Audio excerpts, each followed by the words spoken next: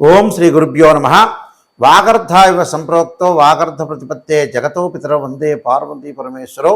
వ్యాసాయ విష్ణురూపాయ వ్యాసరూపాయ విష్ణవే నమో వై బ్రహ్మణిదే వాసిష్ఠాయ నమో నమ. గురు బ్రహ్మ గురు విష్ణు గురుదేవో మహేశ్వర గురు సాక్షాత్ పరబ్రహ్మ తస్మై శ్రీ గురవే నమ. ఓం శ్రీ మాత్రే నమ. మనకి శ్రీ క్రోధినామ సంవత్సరంలో ప్రస్తుత మాసం శ్రావణ మాసంలో గ్రహస్థితులు ఏ విధంగా ఉండబోతున్నాయి, ద్వాదశ రాశుల వాళ్ళకి ఏ విధంగా ఫలితాలు ఉండబోతున్నాయో ఒకసారి మనం చూస్తే, ప్రధానంగా ఆగస్టు 5వ తారీఖు నుంచి సెప్టెంబర్ 3వ తారీఖు వరకు కూడా శ్రావణ మాసం అనేది ఉంటుంది. మనకి చాంద్రమానాన్ని అనుసరించి శ్రవణ నక్షత్రం పౌర్ణమి రోజు ఉంటే అది శ్రావణ మాసమని, ప్రతి మాసాన్ని కూడా మనం క్యాలిక్యులేట్ చేసుకుంటాం. జ్యేష్ఠ మాసం పౌర్ణమి రోజు ఉంటే జ్యేష్ఠ మాసం అని, విశాఖ నక్షత్రం పౌర్ణమి రోజు ఉంటే అది వైశాఖ మాసం అని మనకి చాంద్రమానాన్ని అనుసరించి చెప్పబడింది. ముఖ్యంగా ఈ శ్రావణ మాసంలో ద్వాదశ రాశుల యొక్క ఫలితాలు ఏ విధంగా ఉండబోతున్నాయి, మరి ఒక్కొక్క రాశికి ఒక్కొక్క రకమైన ఫలితం అనేది ఉండబోతుంటుంది కదా. మరి ఈ శ్రావణ మాసంలో గ్రహస్థితులు ఏ విధంగా ఉండబోతున్నాయి? వృషభ రాశిలో గురుకుజుల యొక్క సంచారం, కర్కాటక సింహరాశుల్లో రవి యొక్క సంచారం, తదుపరి బుధుడు సింహరాశిలోను కర్కాటక రాశిలోను సంచారం, బుధుడు వక్రస్థితిలోకి వెళ్ళటం, శుక్రుడు బుధుడు కూడా సింహరాశిలో సంచారం చేయటం, అలానే 25వ తారీఖు తర్వాత శుక్రుడు కన్యారాశిలో కేతువుతోటి సంచారం చేయటం, శని కుంభరాశిలో వక్రస్థితిలో ఉండటం, మీనరాశిలో రాహు యొక్క సంచారం. ఈ సంచారంలో ఈ గ్రహస్థితిని మనం ట్రాన్సిట్ సిస్టమ్ అంటారు. అంటే గోచారరీత్యా చెప్పబడే ఫలితాలు మాత్రం ఇవి, జన్మజాతకాలు ఎప్పుడు కూడా కాదు. అది గమనించాలి ప్రజలందరూ కూడా. ఈ గోచారరీత్యా ఈ శ్రావణ మాసంలో మరి ఏ విధంగా ఉండబోతుంది అని చూసుకునేటట్టయితే, కొంతమందికి విభిన్నమైన ఫలితాలు ఉంటాయి, మిశ్రమైన ఫలితాలు ఉంటాయి. కొంతమందికి మంచి ఫలితాలు ఉంటాయి, చెడు మిశ్రమైన ఫలితాలు, రకరకాల ఫలితాలు ఉంటాయి. మనం చెడు ఫలితం రాగానే వెంబటే నెగిటివ్ ఎప్పుడు ఆలోచన చేయొద్దండి. ఆ చెడు ఫలితాన్ని మనం ఏదైతే ఉంటుందో ఆ నెగిటివ్ని మనం మార్చుకునే స్థితి అనేది చాలా ఇంపార్టెంట్. ఇందులో ఆ నెగిటివ్ని ఎప్పుడు కదా మార్చుకొని మనం పాజిటివ్గా వెళ్ళటం అనేది ఇందులో ప్రధానంగా ఉండే అంశం. గ్రహస్థితి అనేది ఏ విధంగా ఉండబోతుంది, ఆ గ్రహస్థితిలో కూడా మనం ప్రత్యేకంగా ఎలాంటి పరిహారాలు చేసుకోవాలి, ఏ విధంగా చేసుకోవాలనేది మనం కొంత ఆలోచన చేసి ముందుకు వెళ్ళాలి. ఈ విషయాలన్నీ కూడా మన శ్రావణ మాసంలో గ్రహ సంచార వీక్షణం ఏ విధంగా ఉందో చూసుకొని దాని యొక్క పరిహారాలు చేసుకుంటే చక్కని ఫలితాలు వచ్చే అవకాశం అనేది ఖచ్చితంగా ఉంటుంది. తులారాశి వాళ్ళకి శ్రావణ మాసంలో లాభస్థానంలో బుధ శుక్రుల యొక్క సంచారం, శుక్రుడు మారటం, వ్యయస్థానంలోకి రావటం, శ్రావణ మాసం చివరిలో కేతువుతోటి కంజంక్షన్ కావటం, దాంతోపాటు దశమ స్థానం రవి యొక్క సంచారం, తులా వృశ్చికము ధనస్సు మకరం కుంభం పంచమ స్థానంలో శని యొక్క సంచారం వక్రస్థితిలో ఉండటం, 6వ స్థానంలో రాహు యొక్క సంచారం, అష్టమ స్థానంలో గురుకుజుల యొక్క సంచారం. విద్యార్థులు చదువు పట్ల ఆసక్తి చూపించాలి, వ్యాపకాలు తగ్గించుకొని పోటీ పరీక్షల్లో ఉత్తీర్ణత సాధించడానికి చదువు పట్ల శ్రద్ధ వహించడం అనేది చాలా మంచిది. రాహు యొక్క బలం వల్ల ఆర్థిక పరంగా ఆదాయం బాగా పెరుగుతుంది, ధనధాన్య వృద్ధి కలుగుతుంది, వ్యాపార విస్తరణ జరిగే అవకాశాలు ఎక్కువగా ఉంటాయి.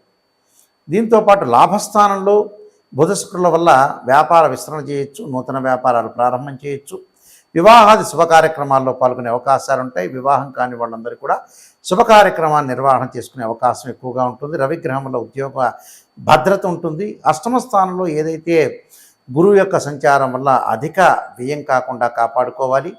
కుజుడు వల్ల కూడా తగాదలు, గొడవలు, కలహాలు చూసుకోకుండా జాగ్రత్త పడితే చాలా మంచిది.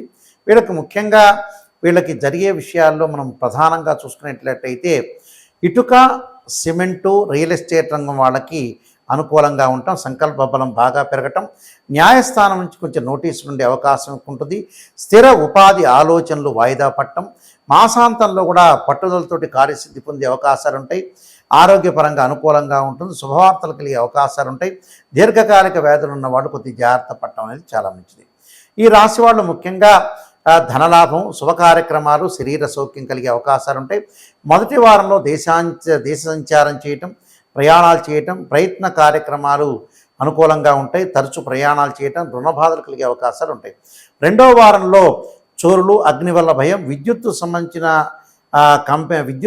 గవర్నమెంట్ ఎంప్లాయీస్ కానీ, ప్రైవేట్ సెక్టార్లో ఉన్న వ్యక్తులు కానీ, అదే అగ్నిమాపకడ దళాల్లో ఉన్న వాళ్ళు కొంతగా కరెంటు విషయంలో జాగ్రత్త పడాలి. హద్దు మీరిన ప్రవర్తన చేయకూడదు.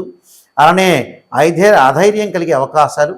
మూడో వారంలో కార్యక్రమాల్లో కొంత భంగం కలగటం, మనోవిచారం, అన్నదమ్ములతోటి కొద్దిగా బాధలు పడకుండా ఉండాలి, వివాదాలు లేకుండా ఉండాలి. నీచ స్త్రీల వల్ల కూడా కొన్ని కష్టాలు కలిగే అవకాశాలు ఉంటాయి.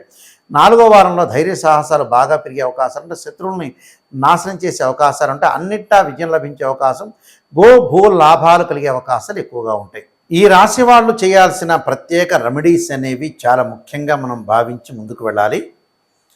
దానిలో ప్రధానంగా వాళ్ళు చేయాల్సింది ఏమిటి అని అంటే, ఈ శ్రావణ మాసంలో మొదటి గురువారము, లాస్ట్ గురువారము గురు చరిత్ర పారాయణం చేయాలి.